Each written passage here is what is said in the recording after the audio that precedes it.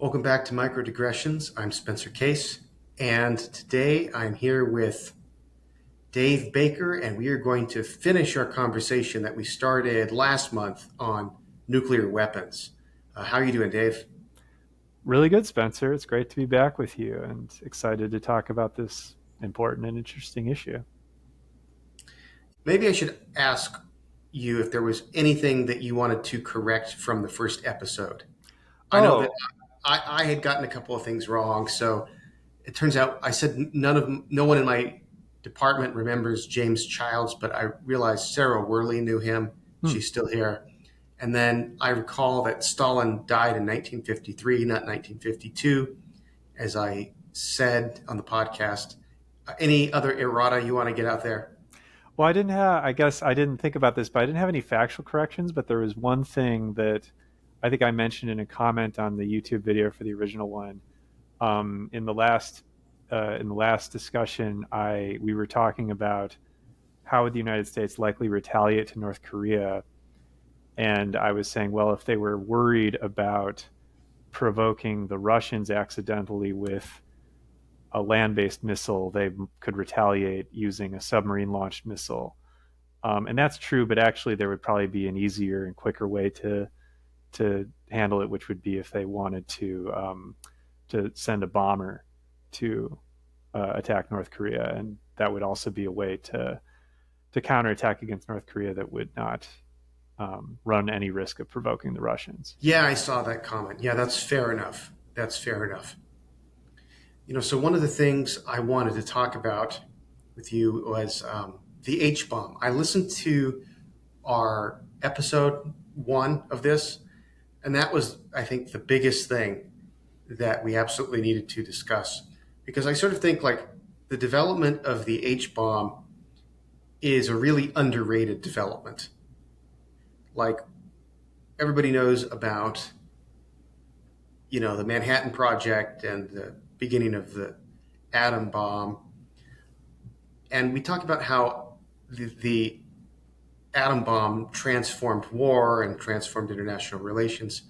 But do you think it's correct to say, this is what I think is probably true, you think it's right to say that it isn't the atom bomb per se, it was all of the developments that came after it? It was the H bomb, and then it was missiles that could carry them. Like those two things are really the things that made the modern nuclear problem as we know it. What do you think? Yeah, I mean, I think there's something to that in the sense that with merely atomic bombs, as you're alluding to, it wouldn't necessarily have been feasible to put them on intercontinental missiles, because they would have to be quite heavy in order to have a um, significant yield. And then it would be difficult to um, create a situation where you were certain that you could destroy the adversary. You might think that like good air defense could protect you from bombers.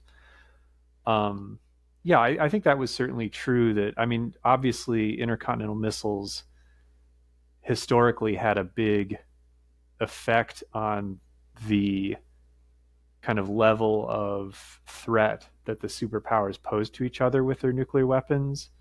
Kind of the certainty of the threat, I suppose, and whether there would be a similar situation that you could do with just atomic bombs, probably with later technological developments like today. If we wanted to set up a nuclear force that just used atomic bombs, we could probably do it and have something that was pretty effective, but it would take a lot of other kind of like, you'd have to have like stealth bombers and stuff like that, right? I mean, to have real certainty, I guess. So yeah, the thing that the hydrogen bomb gave us was certainty of absolute destruction if you go into an all-out war, and that did make a big difference to the way that people saw the arms race, I think. Certainty of absolute destruction of what? Because if you drop an atom bomb on most things, there's certainty of destruction. What I mean is the two sides in the arms race after the invention of hydrogen bombs were then able to, because hydrogen bombs could be lighter and still have a significant yield, they were able to put them on intercontinental missiles. And then you didn't have a situation where you could hold out hope that your air defenses might shoot down enemy bombers before they were able to destroy your cities. Oh, I see. I see.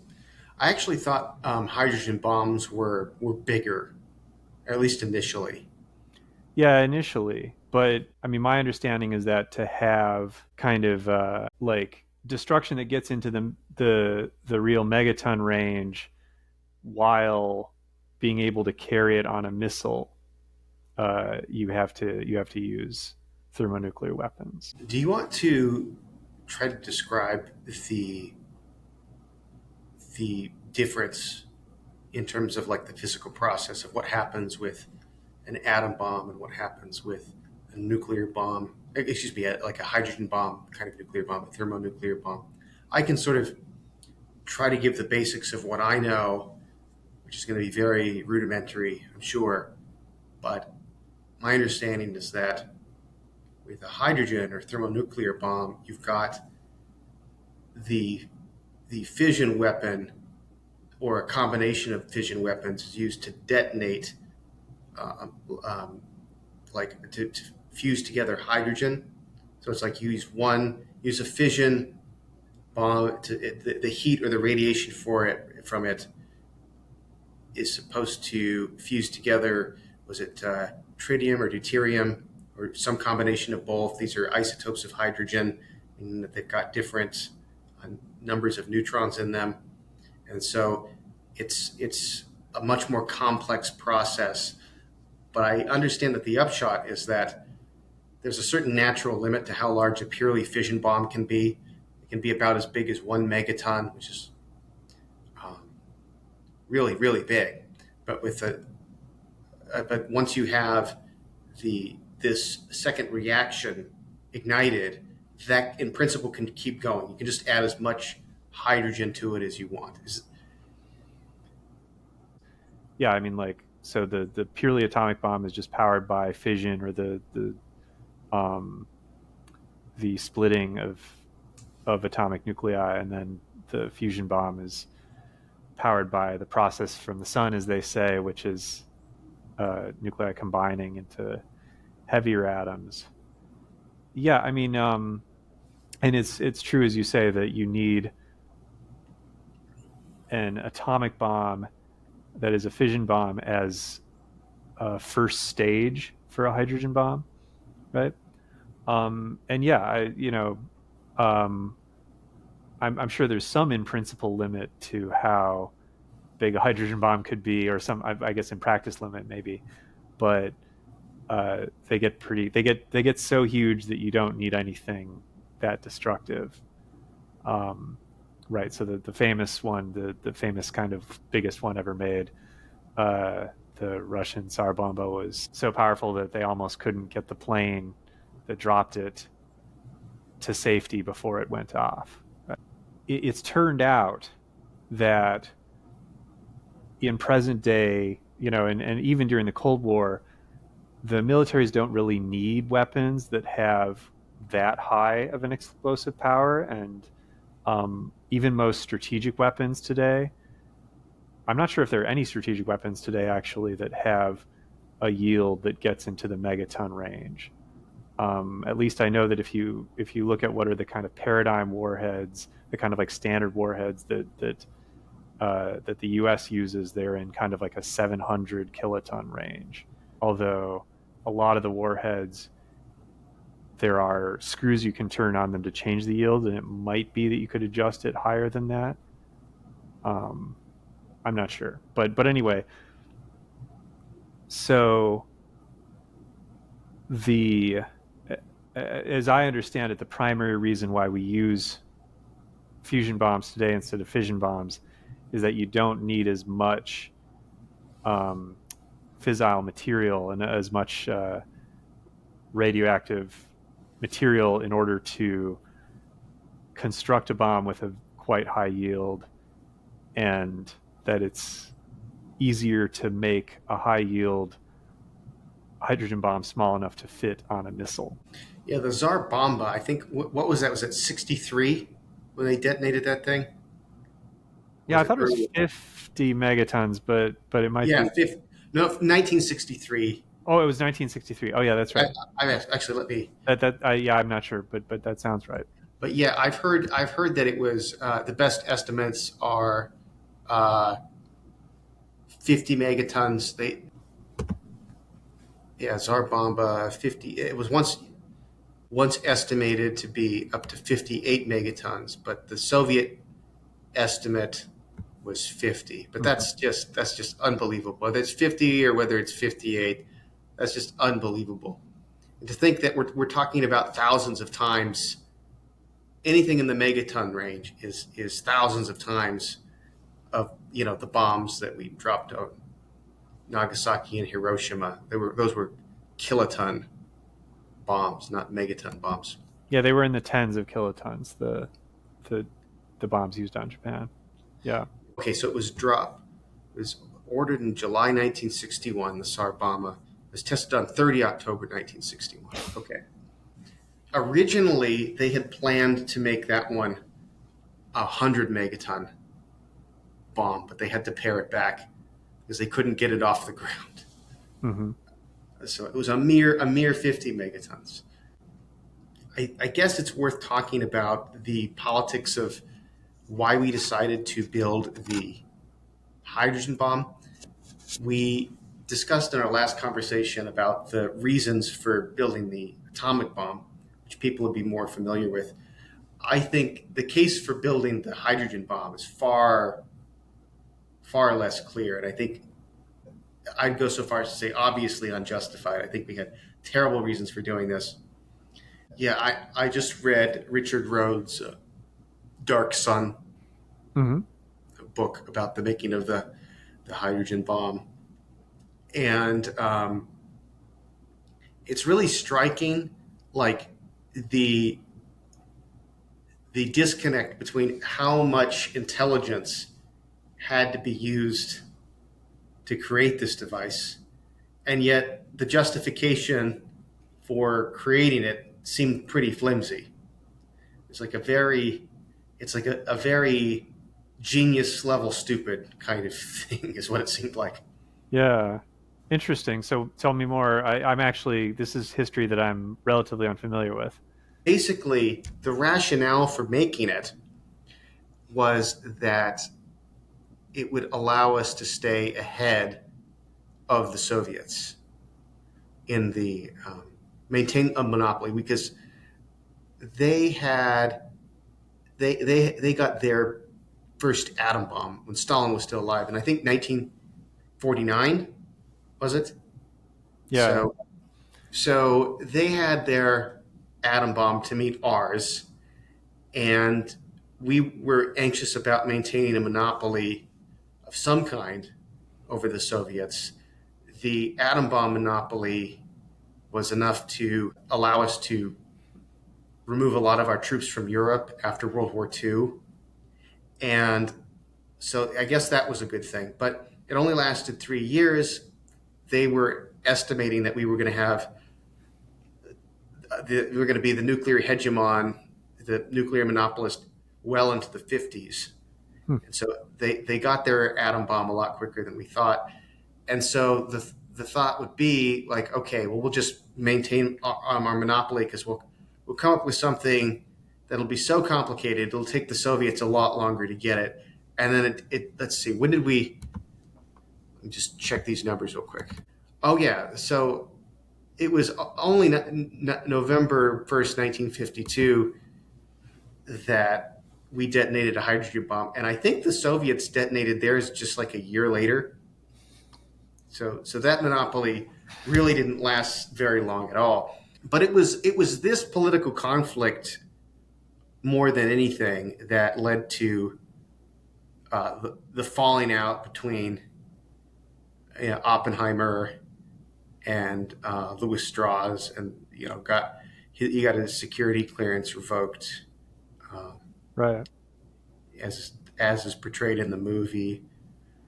And it was true, I think, that you could make legitimate concern, security concerns about him based on his background and some of his associates, but it was obviously that was the pretext. But the real reason was he was opposed to the hydrogen bomb, and the arguments against building it were like, look, the Soviets got the atom bomb, they're going to get this too. We invent it, we bring this thing into existence, then they're going to have to get it. Mm-hmm. Um, I guess there's always the possibility that they could get there first, but it seems like if they started a project to build an H bomb, we'd probably figure out that soon enough, and we'd probably be able to get it started soon enough to beat them to the punch. So the extending our monopoly over Russia for like some diminishing return of an amount doesn't seem like it was nearly as good a justification as what the people were considering during the Los Alamos days when they were making the first atom bomb. Yeah. Because then they were worried about like, well, what if Hitler gets the bomb and we lose World War II? It just didn't seem to be quite that pressing, and it seemed more like it was almost like an easy way out. This is an easy way out of our security problems. We just keep creating ever more destructive devices, uh, and that's how we're going to achieve our security. But it seems short-sighted because it doesn't think like, okay, what's the next step ahead? Like clearly, as soon as we detonate a hydrogen bomb, the Soviets are going to find out, and within a few years, they're going to have one too. And now we're living in a world where everybody has these things. Yeah, yeah, yeah. I mean, so I don't know the history around how well they understood this at the time they were working, but in practice, right? If you ask why do you need a larger yield, like why do you need a more powerful explosive bomb, the answer in practice was so that you could miss and still destroy the target, right? If you're or still have a good chance, right? If you're aiming at a target that you might miss by a kilometer or two, then something that has kind of hydrogen bomb level yield could still destroy the target, whereas something that has atomic bomb level yield wouldn't. And when you're talking about bombs dropped by planes, it's when are you going to miss by a kilometer, right? So it really does, again, to get back to something I was saying before, the usefulness of the hydrogen bomb over the atomic bomb is primarily, it comes into play when you're talking about, I mean, the early ballistic missiles were quite inaccurate, right? And in fact, the submarine launch missiles stayed pretty inaccurate for a long time, basically because they didn't have GPS and the kind of inertial figuring out where you are so that you can figure out where you need to shoot the thing in order for it to hit the spot you need to hit. They didn't have that to help them with guidance. It's a little funny, right? It's like why do we need this? Why do we need a bigger bomb? Well, if you just want a bigger bomb, I mean, it's like atomic bombs were big enough in the sense that they're big enough to destroy pretty much anything. I mean, like you might need if you wanted to really get everybody in New York out of there, you might need to drop 3 or 4, but that wouldn't be hard to do in practice. So really, kind of like the important thing about them ultimately turned out to be that you could put them on a missile, and then the missile could be somewhat inaccurate and still kind of do a job. Uh, so I don't know how much they kind of had that in mind when they were inventing them. I mean, the ICBM came around not that far into the 50s, I suppose, right? It was like when First tested in 1957, the ICBM. oh, okay, so it was, yeah, right.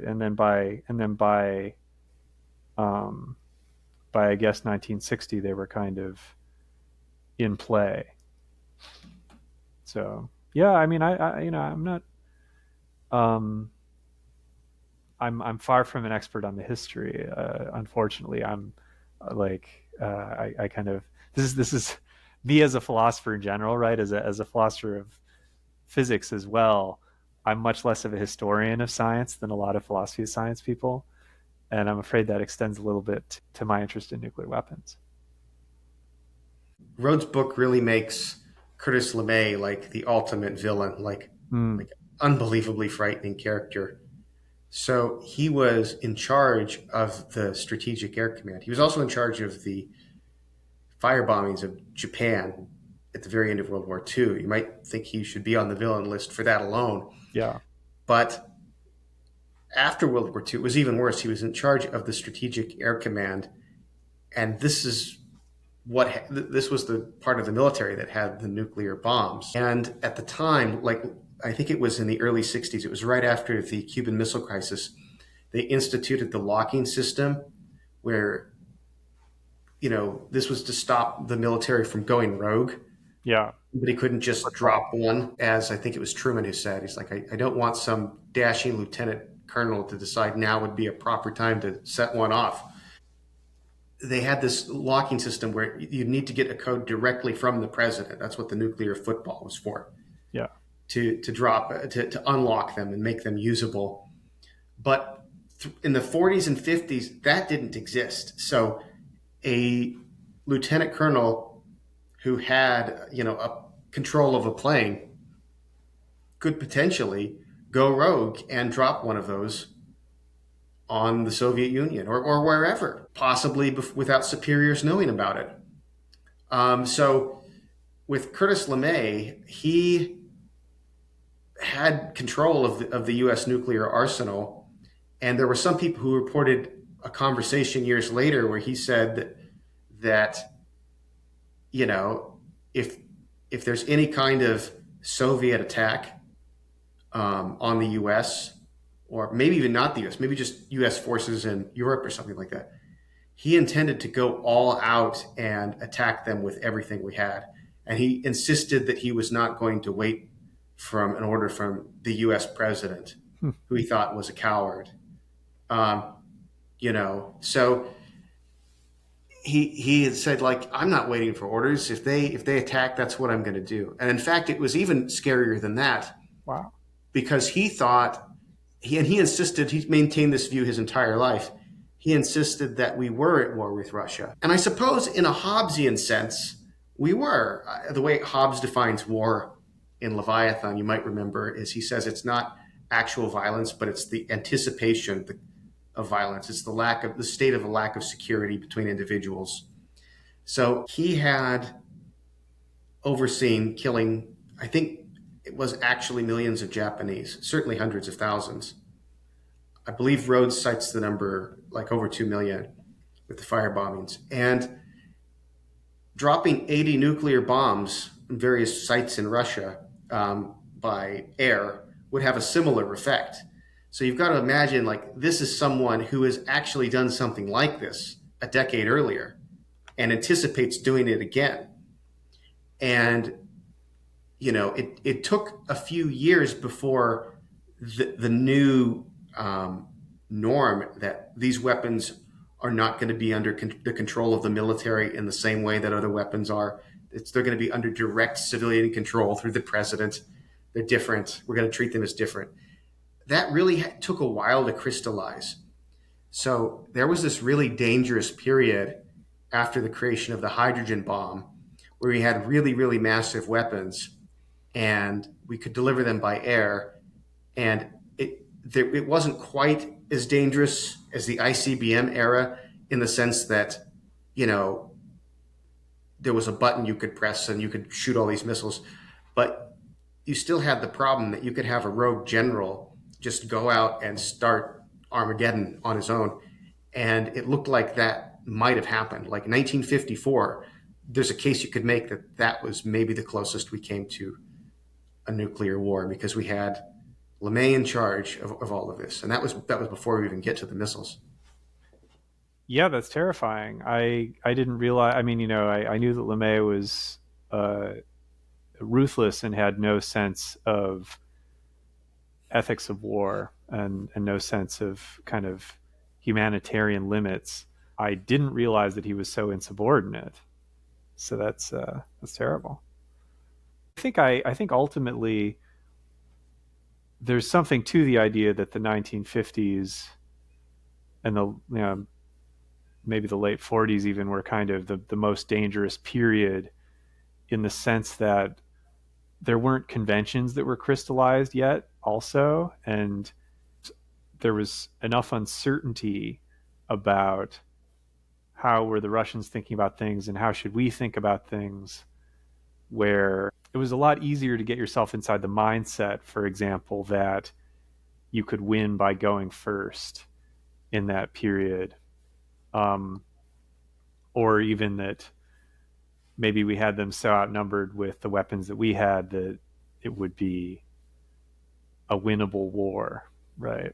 I mean, in some periods it would have been, in a sense, right? If there had been a war at the time of the Berlin airlift, it would have been quite one-sided, and the United States would have been uh, probably Europe, Western Europe probably would have had significant damage, but the Russians would have been much worse hurt than anyone in the West at that time. So it's uh, yeah. Anyway, I think that was a period when the danger of a nuclear war actually happening was very high. Yeah, a couple of other things about LeMay. Um, he apparently he had practice drills on American cities, so he would have like planes go through. They would have like not real nuclear weapons, but dummy nuclear weapons, and they'd go through. I think it was it dummy nuclear weapons or were they deactivated? I don't remember, but they go through all the steps short of actually dropping one of these bombs over an American city, and it was usually Baltimore or San Francisco because I guess for some reason something about the layouts of those cities was similar to cities in the Soviet Union. Um, but Rhodes speculates, and I'm not sure inaccurately, that the actual purpose of those missions was to desensitize the Strategic Air Command airmen. So they'd be so used to doing this and doing it on American cities Mm-hmm. that they wouldn't think twice to do this to Russians. Yeah, yeah, yeah. I mean, I guess a part of military training at lots of different levels is to get you comfortable with the idea of launching attacks. So yeah, it makes sense. It makes yeah, it's disturbing, but it does make sense. A trivial example from my own basic training back in 2004, I was 18, that it disturbed me a little bit at the time, which was before you could eat, you'd have to say kill, kill, kill without mercy. Then you could eat. Oh, jeez, did you ever see the movie Strategic Air Command? No, I didn't know that was a It's movie. yeah, it's with Jimmy Stewart. He plays a bomber pilot who returns to the Air Force. He was a World War II veteran like he was in real life. He's a World War II veteran in the movie who kind of returns to the Air Force because he's needed, right? And we have to protect the country from we got to be ready. The thing that they would kind of say, they would speak in the movie in kind of general terms, right? They would say like, we've got to be ready in case there is another war, right? But it certainly didn't portray anybody saying kill, kill, kill without mercy before they had to eat. So, but yeah, I would check it out. It's an interesting piece of history. It's kind of like Top Gun Maverick in the sense that it has extremely, for the time, well shot aerial scenes, but it doesn't have a very interesting plot, to say the least. It's fine. I've always thought formulaic plots could be just fine as long as everything else is firing on four cylinders. It's a piece of history that's worth watching. It's not a great film by any means, but it's definitely a worthwhile piece of history. All right, I'll have to check it out. I do like Jimmy Stewart. I love Jimmy. I've had this thought about World War II. I don't know if there's a book about this out there, but it's often said that the United States was the country that sort of escaped World War II, like not unscathed, because obviously, like we had a lot of troops that died, but there weren't air raids of the United States. The Japanese like blew up some incendiary balloons and killed like 6 people, but that was it. They started. I think they also started some forest fires with those things in the U.S. and Canada, and there was a few attempts at sabotage by Nazi agents that didn't go very far. But compared to like lots of other countries, compared to Russia, certainly, but even compared to like France and the UK, the US got off pretty lucky. Our territory was never like seriously invaded or anything like that. But and economically, we were intact. We were ready to be the superpower. But I have wondered if there's like a psychological injury that hasn't really been taken into account here.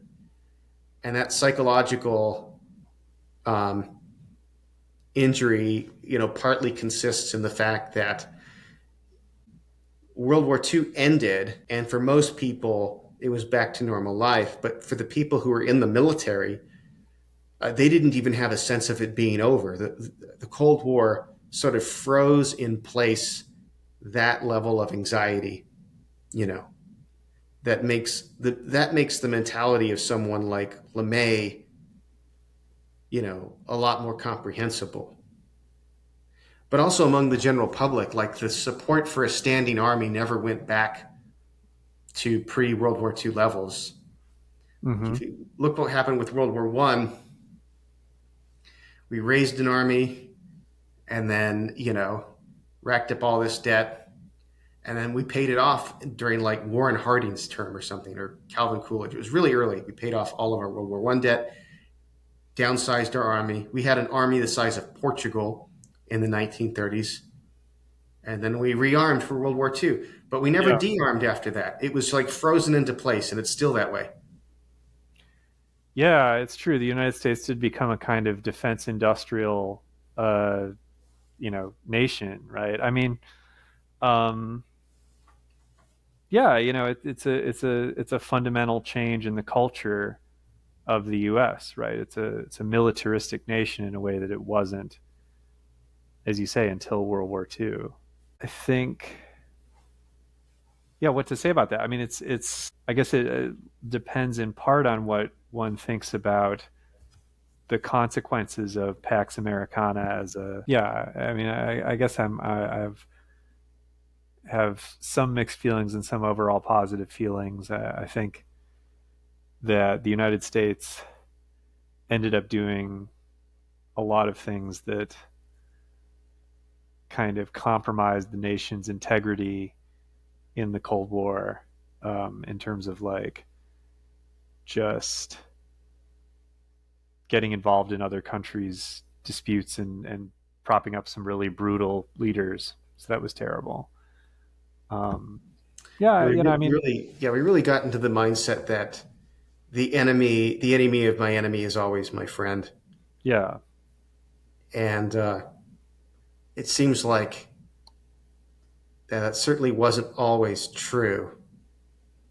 But it's almost like the U.S. felt thrust into this kind of position yeah, after because of just how quickly the Cold War followed upon World War II. There was no, you know, if something wasn't under our direct control, it could go to the Soviets, and it was just we had a mindset that enabled all sorts of interventions, many of which we aren't proud of and have no reason to be proud of. yeah, yeah. No, I definitely agree with that. Let's see. Do you want to talk about missile defense? Certainly, yeah, yeah. That's a topic of great contemporary significance, right? Um, so, so originally uh, there was this interest in it. Let me say something fundamental about the issue of missile defense, right? The fundamental problem with missile defense as an idea, and this is something that the Reagan era SDI people understood and were trying to kind of work around. The fundamental problem with it is the most natural way to do missile defense is that you shoot interceptor missiles of your own at enemy missiles. Um, and so if the other guy has 100 missiles, if your interceptors were 100% accurate, you would need 100 interceptors to shoot them down. And, missile costs so much money, so you could spend the same amount on 100 interceptors as they spend on their 100 missiles. But you're never going to be 100% accurate. So you might need, like contemporary systems, they might use 4 interceptors for every missile that's coming in. So you're spending 4 times as much as the other side. And now a thing the other side can do is they can put multiple warheads on a single missile that split off when it's time to start hitting enemy targets. So now for every missile they might have 5 or 10 warheads that need to be separately shot down by your interceptors. So now you're spending 40 times as much as they're spending. And so if you have two sides that are anywhere near evenly matched in terms of the defense budget that they've got going on, there's no way for missile defense to match the offense that the other side can build for considerably less. So the missiles that break apart, like those are the MIRV weapons, right? Yeah, multiple independent reentry vehicles. Okay. Uh, I thought that didn't happen until the terminal phase when it's actually falling down or close to it. That's right. I mean, or it happens late in. I mean, basically, I think it happens. Well, it certainly happens after the midpoint of the parabolic trajectory that they take, right? But if you've got to shoot something down, say your missiles are about as fast as their missiles are, well, you're going to hit them at the halfway point, right? And you're not going to detect them necessarily instantaneously and have the instantaneous ability to launch yours. So you're going to have to hit them after the halfway point, right? So they just have to design them so that the independent warheads split off before you're able to hit the missile. So, but what you're just suggesting is exactly the kind of thing that the Reagan era people were wondering about. They were thinking, well, and this is why they started thinking about using lasers and directed energy particle beams for this, because you could try to solve that fundamental missile defense problem if you were able to hit the enemy weapons very early, when they're just launching before they split off any MIRV warheads. And if you were able to have a single defense vehicle that could shoot down multiple enemy missiles for not much extra cost beyond the first one. And so the thought went, well, if you have a laser, then it's not that much more expensive to shoot the laser 5 times than it is to shoot the laser once. So you change that kind of fundamental economic problem, we might say, of missile defense. It just turned out that lasers weren't gonna work, right? Like space-based lasers that were powerful enough to shoot down enemy missiles were kind of a pipe dream. So Reagan wanted there to be something that would actually make the nuclear problem obsolete. He really wanted to put the genie back in the bottle. Yeah. And a lot of people don't know this, but he was consistently for decades, he said he was opposed to nuclear weapons. He thought mutually assured destruction was immoral and we had to get out of this situation. But he thought that there needed to be a technological solution. He wasn't willing to accept that we'd have to trust the Soviets not to. We could get rid of our arsenal and trust the Soviets to get rid of theirs. But he wanted some further assurance. And there's something that's sort of like oddly utopian about that. Yeah. Um, that not like left wing utopian, but like to be a little bit anachronistic, Silicon Valley kind of utopianism, Mm-hmm. that kind of thing. Like I could imagine like Peter Thiel or Elon Musk supporting something like that. It's that seems like it's that kind of an idea. Um, and I like the idea of it and the thought. It's a simple thought, like even like naive, but it does appeal to me the thought that like, look, if we could make something this destructive, why can't we make something to neutralize it? Yeah. Um, if we put von Neumann and Oppenheimer and all those people on, or people of similar abilities, if such exist, onto the task of neutralizing this, couldn't we do that? Is the answer just no? We just have to live with this knowledge forever. We've eaten the apple, and that's that. Well, forever is a big word, but I mean, uh, under what's kind of on the horizon with contemporary technology, I think the answer really is yeah, there is no feasible way. There is no feasible defense. It's equally true that we invented bullets. That doesn't necessarily mean that we have to have the ability to create something that's going to shoot bullets out of the air, right? I mean, of course, we do have interceptor missiles now that have some effectiveness, from what we can tell, at shooting nuclear weapons out of the air. But there's no prospect for developing interceptors that could do that in a way that scales up and is the thing about it is nuclear weapons only have to hit a few times in order to really devastate the country that they're attacking. And so even if your defense system was 90% accurate, that's not enough to avoid being effectively deterred by your opponent, because yeah, they can still, if they still get 10% of their missiles through, then that's um, that's a very significant amount of destruction that you have to survive. Unless we're not talking about Russia, because I think the the the situation with the strategic defense sounds more hopeless when we're thinking about thousands of missiles coming at us, Yeah. where 99.9% accuracy isn't enough.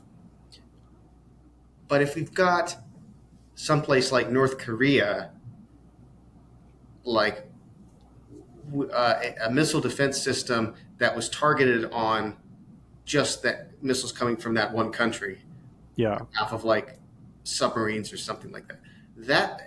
That might, where we're constantly monitoring them to see are they testing a nuclear weapon or something like that.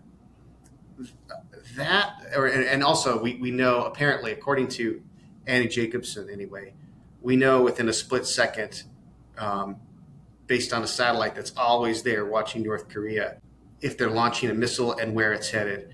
So if if it was just a part of our security strategy, maybe there's still a reasonable place for something like this.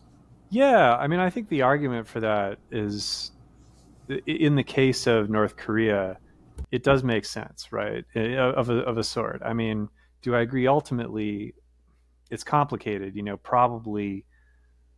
Uh, you know, so the decision that was made in the George W. Bush administration was essentially, we're going to stop trying to negotiate with, or if you put it in a more negative way, kind of bribe the North Koreans. We're going to accept that they're going to develop nuclear weapons and uh, go with missile defense as the way to make that okay.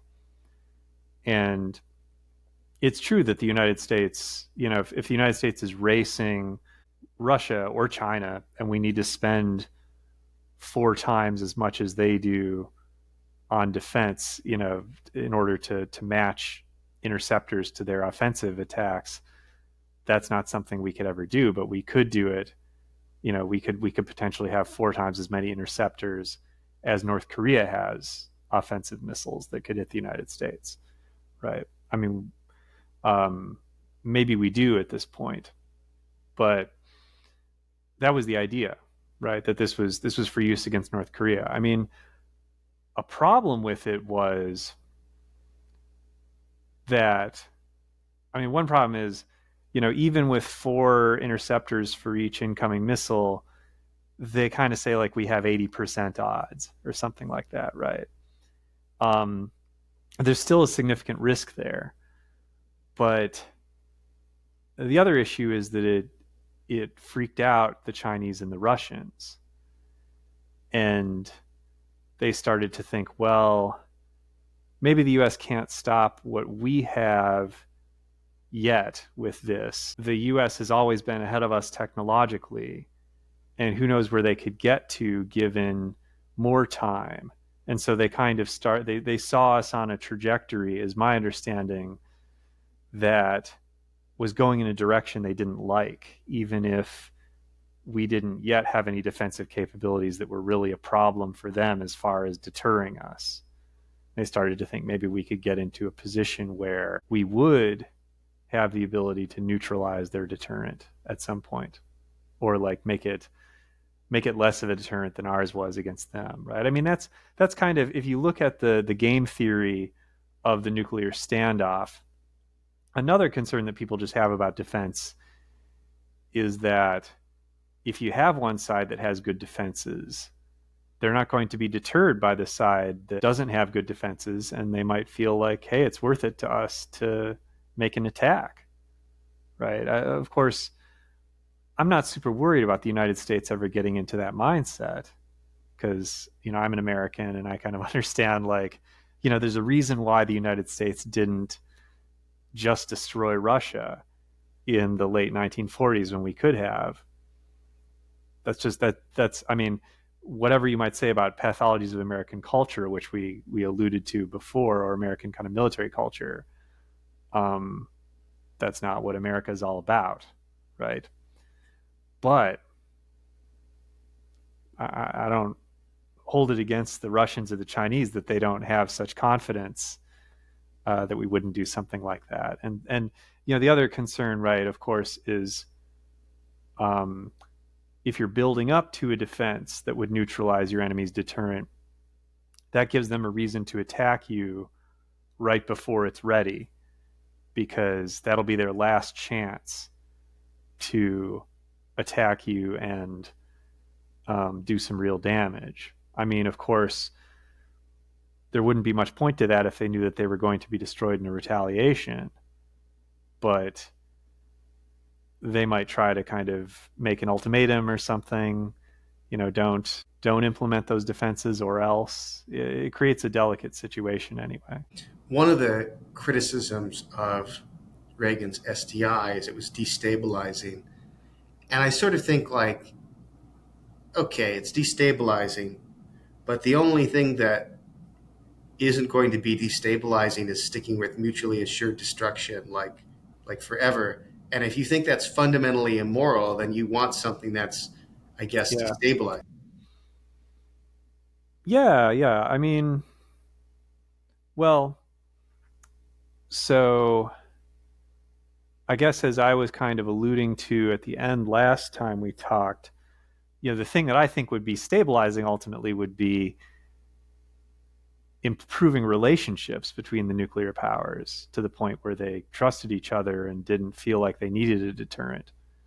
That's very pie in the sky, of course, but I guess there's no, as you were kind of saying, right? There's no law of nature that says that we get a free lunch or a lunch at a reasonable price, in the sense that, like, there's no law of nature that says that there has to be a way out of the security dilemma that we have with the other major powers, except for the way of diplomacy, right? There just might not be.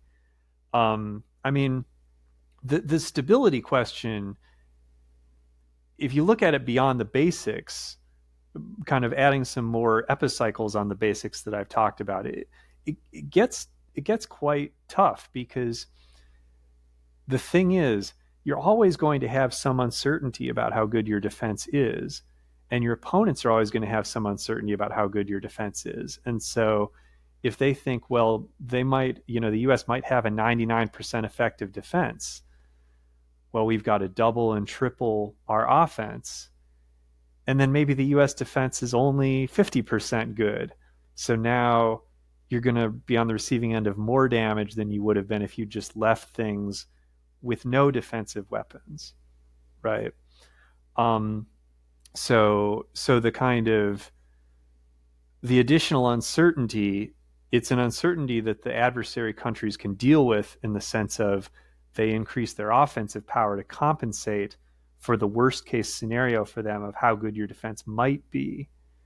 And if they do that, then their offense is going to be potentially much more dangerous to you than it ever would have been if you hadn't started to build the defenses. So that's another sense, kind of a deeper sense in which its defense has significant risks to stability that go along with it. I mean, there's stability of deterrent in the sense of like how good of a job do you do of preventing a war, and then there's kind of like how bad does the worst case scenario get, and you could potentially make your worst case scenario quite a bit worse.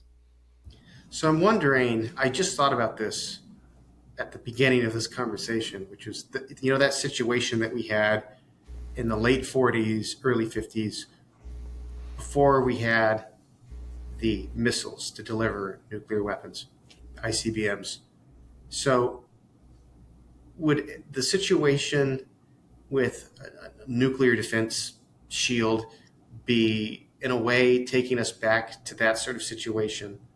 Because I think, wouldn't this all the same sort of dynamics apply?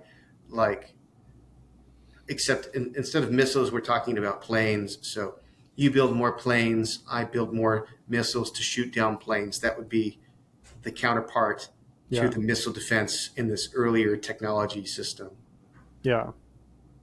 Yeah. I mean, it would be another uncertainty that would exist again that existed back then is the question of would a nuclear war, how effectively would a nuclear war really end a conventional war, right? Because there's generally an assumption among strategists that if you had a conventional war and it escalated to an all-out nuclear war, that would be kind of the end of the conventional war, uh, for all practical purposes.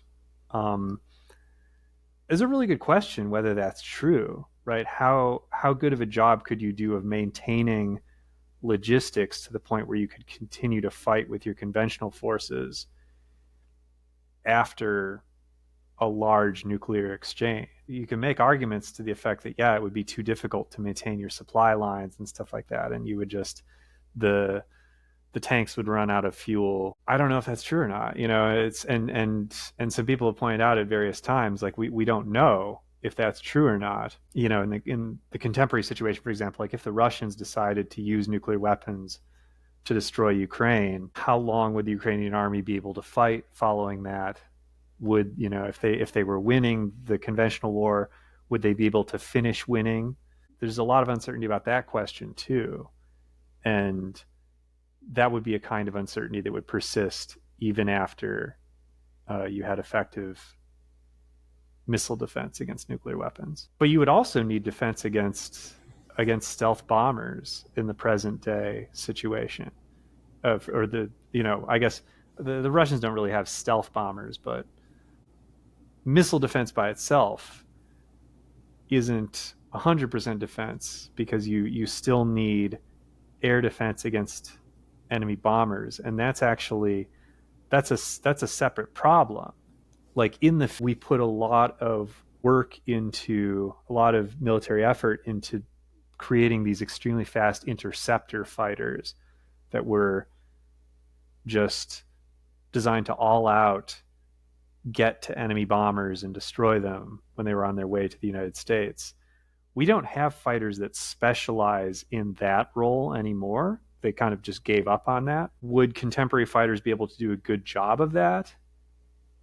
I'm not sure. I mean, probably somebody has some information about that question, but it's but I have my doubts just because it's not something that, maybe you could get to the point where you had excellent defenses of that sort, and you might think that autonomous weapons would give you the ability to do that, but I don't know. Indeed, you could still deliver nuclear weapons by land or by sea, right? You wouldn't even need to deliver them by air. In principle, you could have a nuclear bomb in the back of a truck or on a ship or something like that. Yeah, right. I mean, I suppose, yeah, you could create a situation where you create weird incentives for even superpower adversaries to engage in a kind of nuclear terrorism potentially or something. That wouldn't be good. And I also think that it's true that submarine launched nuclear weapons are suborbital, right? Like they don't even go out of the atmosphere, I don't think. I think that's true if the sub is close to the target that it's attacking, and if it's farther away, then uh, they have a trajectory more like a regular ballistic missile, I think. But yeah, like, um, yeah, that's another thing, is that it would be very difficult to have a defense system that would work against a submarine that was close to your shores. So it's all a little bit, it's like, that said, if there's some kind of really intense AI revolution that we come into in the next few decades, who knows what that could make possible? I don't know. I mean, like, if you have really long range control of drones, or drones that are truly autonomous, for example, I mean, maybe you could just have a situation where there's no way for the other nuclear powers to keep away from their borders autonomous weapons that would be able to attack their missiles when they were launching or something like that. Yeah, just blow them up right on their launch pads with the drone army. Yeah, I mean, who knows, right? I mean, it's very fantastical possibility. But who knows? Like in 30 years, maybe. I don't know. It's like, yeah, there's not a lot of way to predict with certainty what's going to be possible. But if things remain anything like what they have been, there's not going to be a way for missile defense to protect us from other nuclear superpowers. And also, I mean, the North Koreans are fairly close to even not being able to stop with it, because they're working on MIRV weapons with multiple warheads now, and there's some reason to believe that they're fairly far down that project. In which case, once they get that, you know, I don't think any feasible missile defense that we could come up with anytime soon would be able to stop their weapons at that point. Wow, that's unsettling. Yeah, I mean, they're scary. I hope that they remain fairly isolationist and not too, like, I don't have a ton of worry about the North Koreans attacking the United States, given that they don't desire to engage in offensive war in the near term. So it's um, I think it's a stable situation in the sense that we are successfully deterring them from attacking South Korea. So I think it'll last, but I don't love the fact um, that they have nuclear weapons and that they pose a threat to us. You said you wanted to say something about South Asia, by which I assume you mean India and Pakistan. Oh yeah, yeah. I mean, right. India and Pakistan. It's a very um, if I was going to say something, so it used to be that I would tell my students that if there was going to be a nuclear war anytime soon, if you told me, Dave, there's going to be a nuclear war in the next 10 years, I would think, oh, it's going to be in India and Pakistan, right? Um, since the Ukraine war started, I don't feel that way anymore. But for a long time, right, India and Pakistan has been kind of the most dangerous nuclear standoff. It's the one that, in a lot of ways, it seems incredibly intractable and difficult to solve. And from time to time, they have a little conventional war, right? They had conventional conflict, you know, I guess a little while before the pandemic, right? Was it 2018 or something like that? And they've had the Kargil War was after both sides were already armed with nuclear weapons.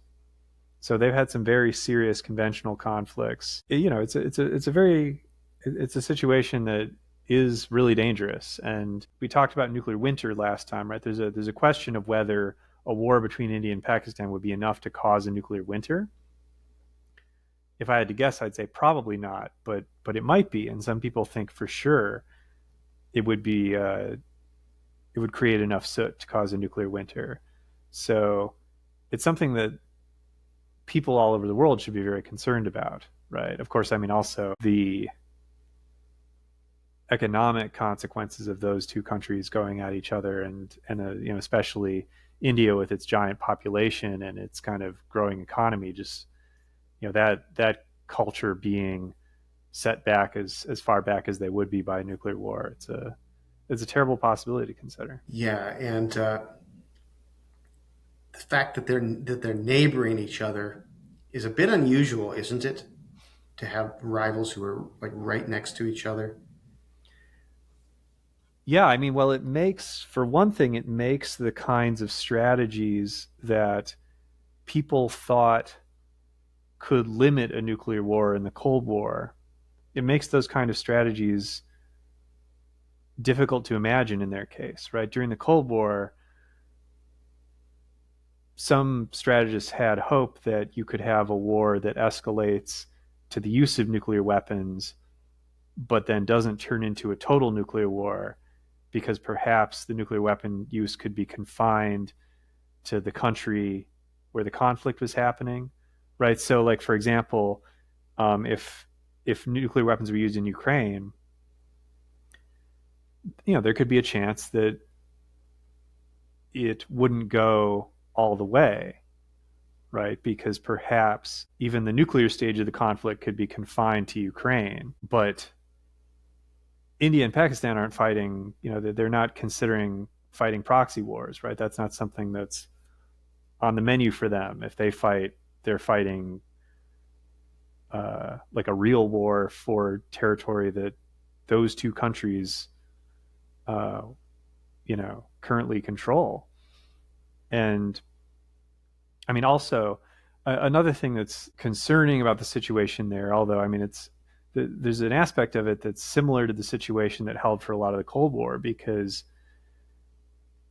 India, as a conventional military power, overpowers Pakistan significantly enough that both sides kind of understand, just like both sides in the Cold War, there was kind of a shared understanding that a Soviet attack on Western Europe could probably only be prevented from succeeding by American nuclear weapons.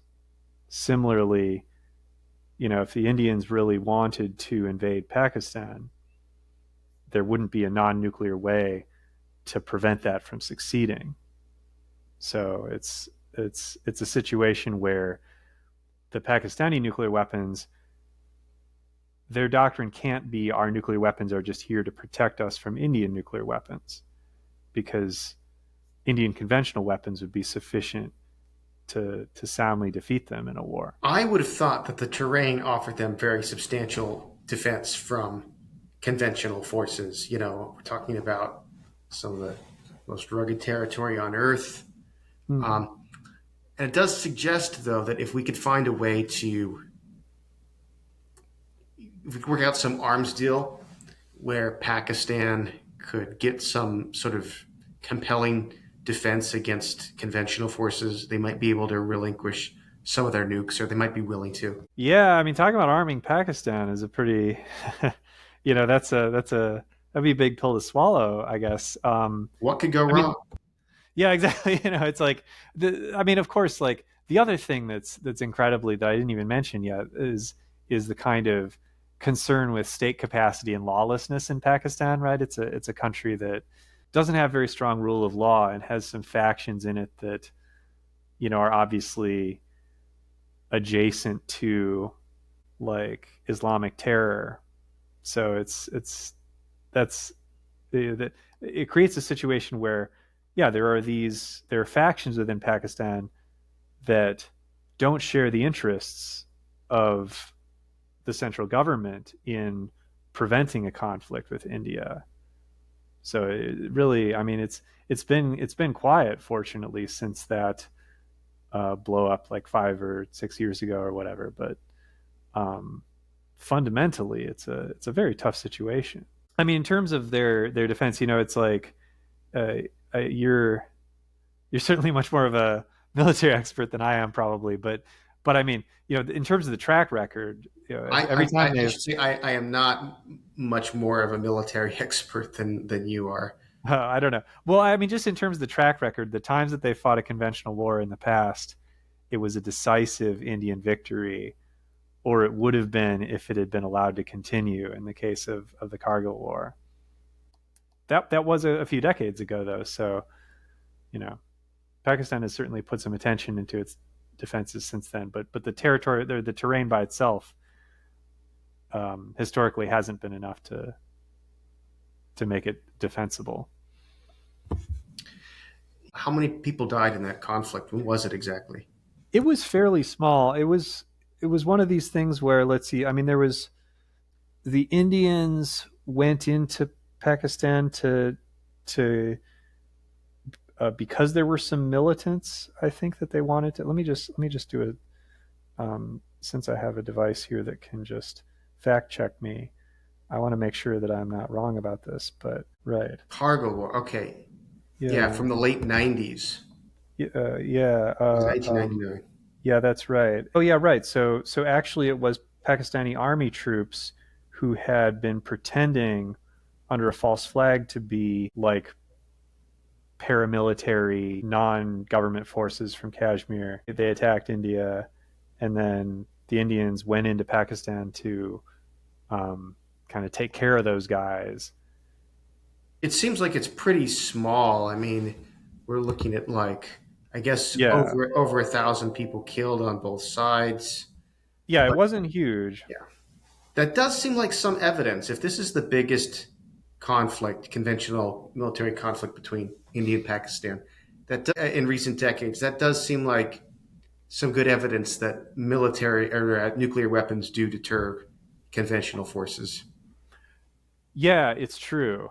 Absolutely. I mean, another thing to say about I mean, this is related to what you were just saying.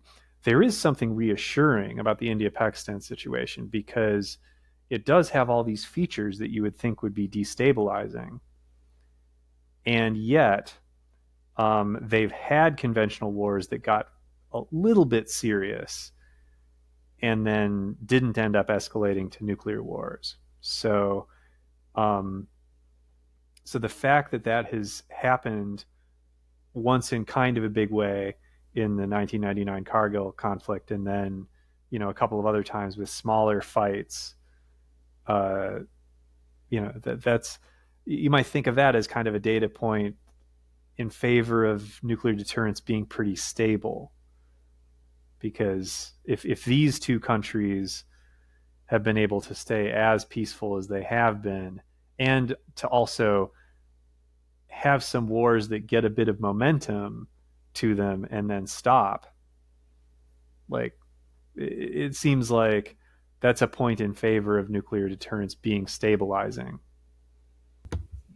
It ain't for lack of hating each other enough. Yeah. That's for sure. Yeah. Have you ever seen the video of the guards at the one Yes. border station? Oh, it's They just insult incredible. each other. Yeah. Yeah, it's incredible. I Very mean, elaborate, very like ceremonial FUs, you know. yeah, yeah, yeah, really, yeah, very like artistic, right? It reminds me there was something from Islamic cultural history. There were these two Iranian poets, and I think it was like the 10th century or something like that, who would like write these insult poems to each other, as they were rivals. And it was like they were insults that were so foul that you needed to like understand like classical Bedouin culture to unpack all the innuendos that were being, it's like It's like you the need original three. rap battle. Yeah, exactly. The original rap battle. It's something like that. It's like a highly refined kind of insult. Yeah, that is pretty amazing. Oh, that's cool. I wanted to ask you about nuclear proliferation, which actually there are also some encouraging things about Speaking of this. Iran, right? Yeah, uh, it's actually sort of surprising. I mean, how few countries have nuclear weapons, really. I think only nine. There are like 195 member nations in the UN. And honestly, any of them could get a nuclear bomb if they really, really wanted to. If they made it like, if the leaders of any country in the world, maybe not Vatican City or like Lithoso or something like that, but like Yeah. any, like Ethiopia, if Ethiopia wanted a nuclear bomb, they could get a nuclear bomb, like Mm. pretty easily, I think. And yet they haven't got one. Yeah, it's true. I mean, so the Nuclear Non-Proliferation Treaty, which is kind of the last treaty standing now after the United States and Russia have killed their bilateral treaties. The Nuclear Non-Proliferation Treaty has been a great success, I think it's fair to say, right? And this is a treaty that was signed by, not India and Pakistan and not Israel, right? But pretty much every country has signed on to this treaty, and the nuclear armed countries agreed that they would, in a kind of pie in the sky uh, passage in the treaty, we agreed that we would work towards a world without nuclear weapons, and that we would provide um, that we would make it possible for the non-nuclear countries to have peaceful nuclear energy, and the non-nuclear countries then um, agreed not to develop nuclear weapons, right? And yeah, it has held pretty strong. The proliferators during our lifetimes, right, have been. I mean, I guess first Pakistan. Yeah, that was maybe that was even before. I can't remember the exact year, but like at least they were started down that process uh, probably before the 80s, right? Um, Funny story, actually, by the way. So I have a student in my, AQ Khan was a nuclear scientist who was the guy who was kind of the father of the Pakistani nuclear weapons program. I have a student in my freshman class this term whose grandfather was a lawyer who defended AQ Khan in an international human rights trial. I think I don't remember exactly what, but it was some kind of international law trial that he. Um, so that was cool. Sorry, but anyway, so Pakistan and North Korea and now Iran is a proliferation risk, right? And it's true, uh, it's just turned out that the non-nuclear countries, and there have been a couple that gave up on nuclear programs, right? There was South Africa, um, felt threatened enough by everybody hating them for apartheid that they decided to build some nuclear bombs. And Brazil also had a program that they abandoned, which I've never looked into the Brazilian program. I'm not sure why they thought they needed nuclear bombs. But anyway, like, oh, and Also, the Soviet countries that had tactical nukes in them at the end of the Cold War. not just tactical, right? There were strategic missiles based in Ukraine. Yeah, absolutely. And they all gave them up to Russia. I mean, yeah, that was a kind of a triumph of diplomacy. So, of course, like, those countries would have had a difficult time infrastructure wise maintaining those weapons if they had held on to them. But it still is, I mean, the way that Russian nuclear weapons were kind of secured at the end of the Cold War, it was one of the, it was a great success for the Clinton administration's diplomats. Yeah, I mean, I guess these days when we talk about nuclear proliferation, we're primarily talking about Iran, which is which is certainly a tough situation. I mean, they're currently in a situation where we think they have about a couple weeks that they need to build some nuclear bombs.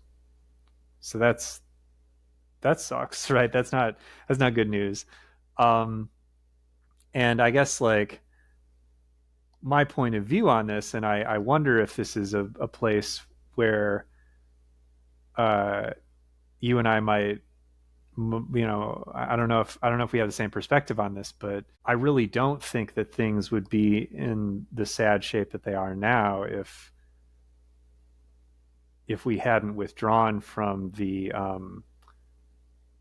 joint plan of action agreement, the quote unquote nuclear deal that we had with Iran. Um, so that withdrawal happened under Trump. Uh, I think, I mean, it seems pretty clear that they were holding back from proceeding with their nuclear weapons program as a result of that agreement. And then once it was gone, they were just like, okay, screw it, right? We're going for it. They're probably what they want is to kind of remain in the position that they're in now, where they could build a nuclear weapon in 2 weeks if they wanted to, so that they have the option to get a nuclear weapon without the kind of international anger that they would get if it was public that they had nuclear weapons. But yeah, it just seems to me that we probably would be in a much better situation now with them if we had kind of stuck to that agreement. The agreement would be, I guess, expiring around now, but hopefully they would have been able to negotiate some kind of a follow on to it. Yeah, so Japan, I think, is in a similar situation as far as they could, I think, get a nuclear weapon very quickly, but without all of the costs of people protesting the fact that they have a nuclear weapon. But they could get one if they wanted.